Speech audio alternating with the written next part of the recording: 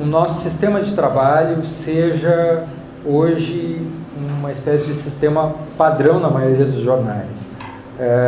Nós temos, em primeiro lugar, duas grandes tarefas ao longo do dia: alimentar o nosso jornal online, que é uma tarefa que se cumpre 24 horas por dia, quando os profissionais, a equipe da Editoria Edmundo não está presente na redação. Isso é feito por colegas de outras editorias, plantonistas ou inclusive colegas da agência RBS.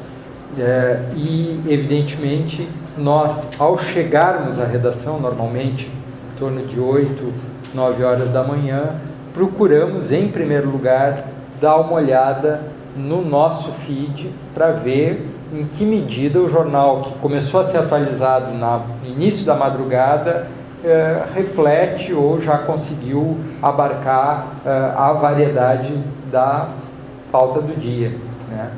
Evidentemente, nós dependemos na Zero Hora muito nessa arrancada das agências, das TVs, do rádio, dos outros jornais, porque não temos correspondente no exterior, mas normalmente temos o nosso radar um pouco ligado e estamos atentos a algumas questões. Nós temos também uma tradição, que é uma tradição que nos leva a valorizar a nossa percepção particular das coisas. Por exemplo, felizmente eu tenho o privilégio de trabalhar com colegas que têm experiência em cobertura internacional.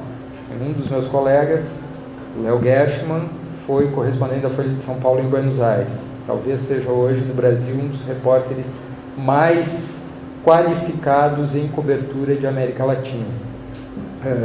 A Vivian Eichler, que é editora assistente, conhece a África do Sul, conhece a Colômbia, já trabalhou em jornais na Colômbia, e é uma pessoa